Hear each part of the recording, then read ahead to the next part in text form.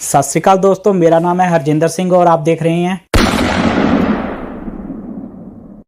Boundless Sing। हाँ जी दोस्तों, स्वागत है आपका most demanded jobs in Romania के सेकंड पार्ट में। लास्ट वीडियो से हम डिस्कस करते आ रहे हैं कि कौन सी ऐसी जॉब्स हैं जो रोमानिया में बहुत ज़्यादा डिमांडेड हैं, जिनकी ज़रूरत बहुत ज़्यादा पड़ती है और आप उस कैटेगरी में अप्लाई कर रोमानिया में इजीली आ सकते हो। सो इस वीडियो को शुरू करने से पहले मैं आपको रिकमेंड करूंगा कि आप इस वीडियो का फर्स्ट पार्ट देख लें, ताकि आपको टॉपिक के बारे में प्रॉपरली इंफॉर्मेशन मिल जाए और आप आगे से इस वीडियो को अच्छे तरीके से कंटिन्यू कर सकें। तो दोस्तों, वीडियो को शुरू करेंगे हम वहीं से जहां पर हमने ख़त्म किया था। मतलब हमने लास्ट वीडियो में 6 मेन डिमांडेड जॉब की बात की थी। इस वीडियो में हम 7वीं से शुरू करेंगे। तो चलिए दोस्तों शुरू करते हैं। तो 7वें नंबर पर जो जॉब आती है वो आती है ऑपरेटर्स की जॉब, मशीन ऑपरेटर्स की जॉब। इसका लिंक फिर से कंस्ट्रक्शन साइट से जुड़ता है। तो ऑपरेटर्स में क्या हो गया, जैसे बूम लोडर ऑपरेटर हो गया, एक्सकावेशन ऑपरेटर हो गया, जेसीबी ऑपरेटर हो गया, टावर क्रेन ऑपरेटर हो गया, मोबाइल क्रेन ऑपरेटर हो गया, फोर्कलिफ्ट ऑपरेटर हो गया, ऑल काइंड जैसे भी टाइप के ऑपरेटर होते हैं उनकी डिमांड के बारे में। जॉब भी साफ सुथरी है, सैलरी भी बाकी ट्रेड से बढ़कर मिलती है, बट इसमें एक दिक्कत है, पेपर वर्क। मतलब कि आपका जो डिप्लोमा या जो आपने स्किल्ड क्वालिफिकेशन ली है किसी रजिस्टर्ड आईटीआई या रजिस्टर्ड बड़ी इंस्टीट्यूट से होनी चाहिए, अदरवाइज आपको अपना ट्रेड रजिस्टर कराने में बहुत प्रॉब्लम आ सकती है, क्योंकि डॉक्यूमेंट्स रजिस्टर होने होते हैं, वो डॉक्यूमेंट वैलिड होने चाहिए रोमानिया में, और आपके अपोस्टाइल होने चाहिए डॉक्यूमेंट, ट्रांसलेट होने चाहिए रोमानियन लैंग्वेज में। काफ़ी सारे पेपर वर्क का झंझट होता है। तो अगर आप वो पेपर वर्क को पास कर जाते हो, सारा का सारा पेपर वर्क आराम से निकल जाते हो उसमें से, तो आपके लिए ये बहुत अच्छी जॉब है, क्योंकि रोमानिया का एक्सपीरियंस और रोमानिया में जो ऑथराइज हुए डॉक्यूमेंट है वो ऑल यूरोप आपके लिए काम करेंगे। सभी जगह पर आपका एक्सपीरियंस और आपकी डॉक्यूमेंटेशन काउंट होगी। तो रोमानिया के साथ साथ आपके लिए और भी बहुत सारी यूरोपियन कंट्रीज़ के जो हैं दरवाजे खुल जाएंगे एक्सपीरियंस गेन करने के बाद। तो दोस्तों, इस कैटेगरी में सारी की सारी डॉक्यूमेंटेशन प्रोसेस कैसे होती है, क्या पेपर वर्क होता है, कैसे कैसे रजिस्टर कराना होता है, इस पर मैं एक अलग से वीडियो बना दूंगा, क्योंकि इस वीडियो में हम वो डिस्कस नहीं कर सकते, टॉपिक लंबा हो जाएगा। आप उसको देख लीजिएगा और आपको इन्फॉर्मेशन मिल जाएगी, आपको प्रॉपर इन्फॉर्मेशन मिल जाएगी कि कैसे करना है। तो इस कैटेगरी में नेक्स्ट आती है ड्राइवर्स की जॉब। तो दोस्तों, ऑपरेटर के साथ साथ ड्राइवर्स की भी बहुत ज़रूरत पड़ती है रोमानिया में। बहुत सारी ट्रांसपोर्ट कंपनीज को ज़रूरत पड़ती है, कार्गो कंपनीज को ज़रूरत पड़ती है, होम डिलीवरी कंपनीज डिमांड करती हैं। मतलब कि छोटे व्हीकल से लेकर बड़े व्हीकल तक बहुत डिमांड है ड्राइवर्स की। बट इसमें एक दिक्कत है, आपको लेना पड़ता है रोमानिया में आकर लाइसेंस। अगर तो आप कार वगैरह की ड्राइविंग करना चाहते हैं, जहाँ जो व्हीकल्स जो हैं 3.5 टन से नीचे के हैं उनकी ड्राइविंग करना चाहते हैं, तो फिर तो आपको सिर्फ कार वगैरह का ही लाइसेंस लेना है और आप उससे सब वो व्हीकल ड्राइव कर सकोगे, टैक्सी वगैरह चला सकोगे, और होम डिलीवरी वगैरह की जॉब और जो बड़ी वैन होती है, फूड डिलीवरी वैन होती हैं, वो चला सकते हो, और छोटा ट्रक वगैरह चला सकते हो। तो वो जॉब तो आप कर पाओगे। बट अगर आपने प्रोफेशनल ड्राइविंग करनी है, मतलब ट्रक वगैरह चलानी है, ट्रेलर वगैरह चलानी है, बस चलानी है, तो उसके लिए आपको ड्राइविंग लाइसेंस लेने के साथ साथ सीपीई का लाइसेंस भी लेना पड़ता है, जिसे सीपीआई बोल देते हैं। प्रॉब्लम ये है कि इसका जो एग्ज़ाम होता है वो होता है रोमानियन लैंग्वेज में। ट्राई कर रहे हैं ये चेंज करने की लैंग्वेज, मतलब कि सारा का सारा इनको सिलेबस चेंज करना पड़ेगा इंग्लिश में, बट अभी तक हुआ नहीं है वो, तो इस काम में टाइम लग सकता है। बट फिलहाल के लिए वो रोमानियन में है। अगर आपने ड्राइविंग पर पूरी इन्फॉर्मेशन लेनी है कि कैसी होती है ड्राइविंग जॉब और क्या क्या चीज़ें आपको करनी पड़ती हैं, कैसे कैसे लाइसेंस मिलते हैं और क्या होता है सीपीई का टेस्ट, उस पर मैंने एक पूरी की पूरी प्लेलिस्ट बना रखी है 2-3 वीडियो की। वो आप ऊपर आई बटन पर जाकर उसको क्लिक कर देख सकते हैं और अब पूरी इन्फॉर्मेशन ले सकते हैं ड्राइविंग जॉब पर। बट अगर आप पास कर जाते हो, ड्राइविंग जॉब में आ जाते हो, तो अच्छी सैलरी और अच्छी इनकम कमा सकते हो। तो ये भी एक बहुत अच्छी और डिमांडेड कैटेगरी है अर्निंग करने के लिए। दोस्तों, नंबर 9 पर आती है कुक्स और बुचर्स की जॉब।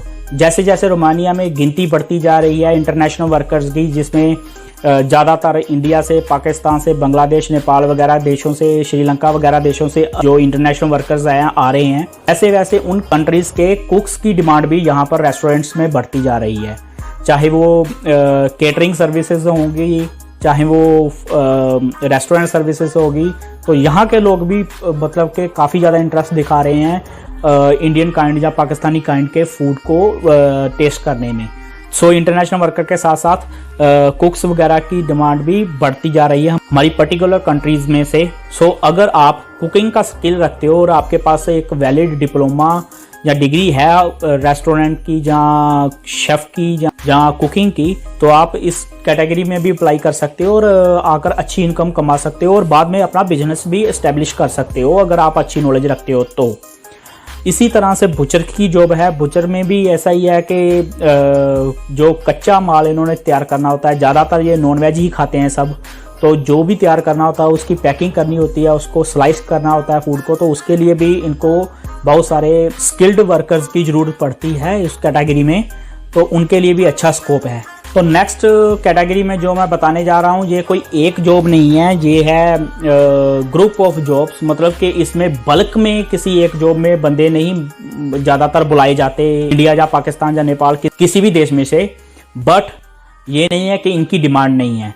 इन कैटेगरीज में अगर आप स्किल रखते हो, माहिर हो, तो आप क्या कर सकते हो कि किसी और कैटेगरी में जिसकी ज़्यादा डिमांड है उसकी ट्रेनिंग लें थोड़े टाइम की, उसमें आ जाएं, आकर इधर माहौल देखें कि कैसे कैसे सेटलमेंट करें 5-6 महीने साल तक, और फिर अपनी उस जॉब कैटेगरी में शिफ्ट हो जाएं जिसमें आप जाना चाहते हो।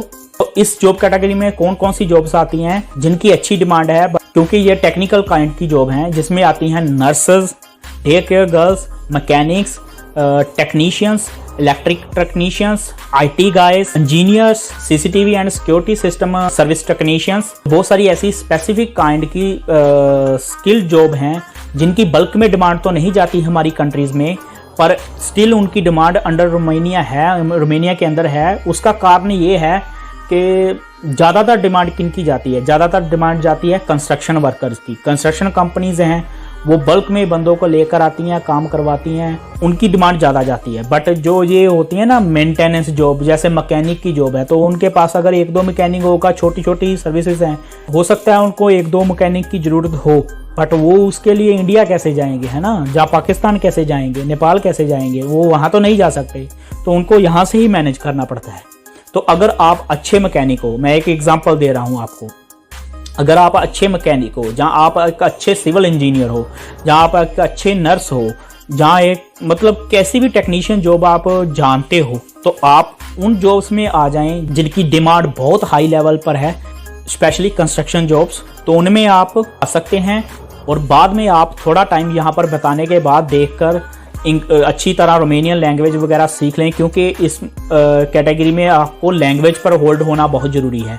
जब आप मेंटेनेंस की जॉब में आते हो तो आपका लैंग्वेज पर होल्ड होना ज़रूरी है, क्योंकि आपको किसी के घर में जाना पड़ सकता है, कुछ लोगों से डील करनी पड़ सकती है।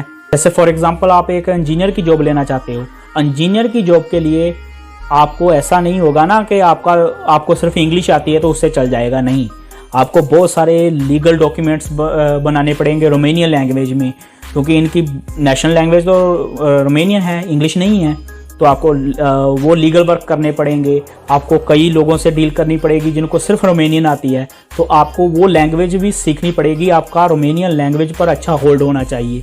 तो बेटर है आप किसी भी ट्रेड में आओ, यहाँ पर आकर अच्छी तरह अपना लैंग्वेज पर होल्ड बनाओ, माहौल देखो, और बाद में अपनी स्पेसिफिक ट्रेड में अपनी एजुकेशन के हिसाब से शिफ्ट हो जाओ।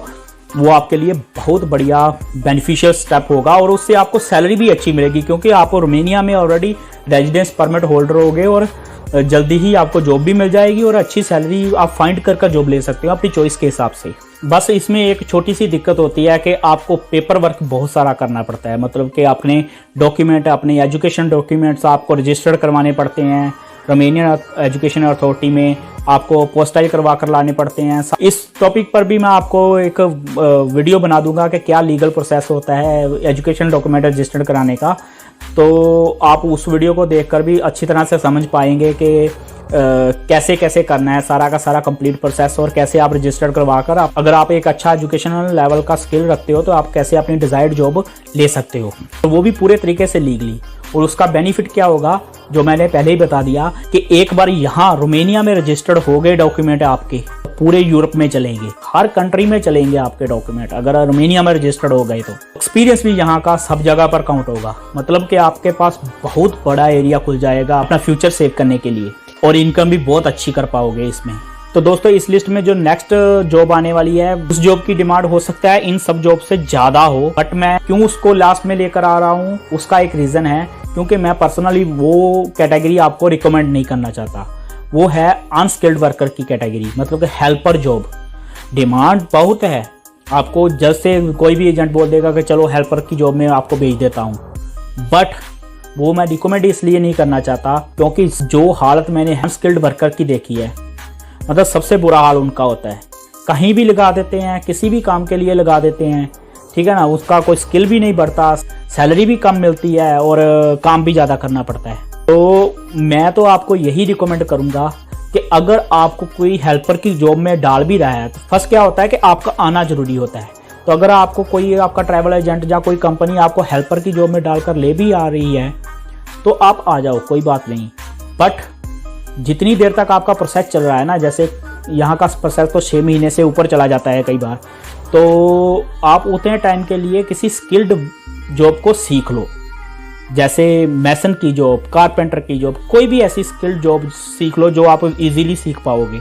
तो अगर आप आ भी जाओगे हेल्पर की जॉब में तो यहाँ आकर अपने स्किल दिखाकर अपने स्किल्ड वर्कर की जॉब कर आप अपनी सैलरी भी इंक्रीज करवा पाओगे, स्किल्ड वर्कर में भी दाखिल हो पाओगे। तो वो आपके लिए एक बहुत बड़ा प्लस पॉइंट होगा अगर आप किसी ट्रेड की नॉलेज लेकर आओगे तो दोस्तों मैंने तो कोशिश की है कि काफ़ी सारी कैटेगरीज जिनकी हाई डिमांड है वो इन दोनों पार्ट्स में कवर कर दी हैं, पर हो सकता है कि कुछ कैटेगरीज मुझसे छूट गई हो, जैसे वेयर हाउस जॉब हो गई या कुछ और जॉब हो गई। वो इसलिए छूट गई क्योंकि बहुत कम डिमांड है, बहुत कम। मतलब कि अगर आपको बुलाया भी जाता है उन डिमांड में तो आपको बोला तो जाता है कि वेयर हाउस की जॉब है, बट होता क्या है हेल्पर, अनस्किल्ड वर्कर, तो वो हेल्पर की कैटेगरी में ही आ जाती हैं। तो अगर आपको वेयर हाउस मैनेजर बनाते हैं तो वो स्किल्ड वर्कर में आएगी, उसके लिए आपको फिर से डॉक्यूमेंट रजिस्टर कराने पड़ेंगे, कोई आपको अपनी एजुकेशन दिखानी पड़ेगी, तभी आप उसमें रजिस्टर्ड कर सकते हो। बहुत सी ऐसी कैटेगरीज हैं जिनकी डिमांड इंडिया में बहुत नामात्र जाती है, बट उनकी डिमांड यहाँ पर बहुत है। अगर आप यहाँ पर आ जाते हो तो उस कैटेगरी में ज्वाइन कर अगर आप उसका स्किल रखते हो तो अच्छी इनकम कमा सकते हो। बाकी जितनी कैटेगरी मैंने इन दोनों वीडियो में बताई उनकी अगर आप नॉलेज रखते हो तो बहुत अच्छा है, नहीं रखते तो प्लीज़ आप स्किल गेन कर लो, वही बेटर रहेगा स्किल्ड वर्कर के बजाय में। अच्छी इनकम भी होगी और रिस्पेक्ट भी अच्छी मिलेगी। तो दोस्तों इसी के साथ करते हैं इस वीडियो का एंड।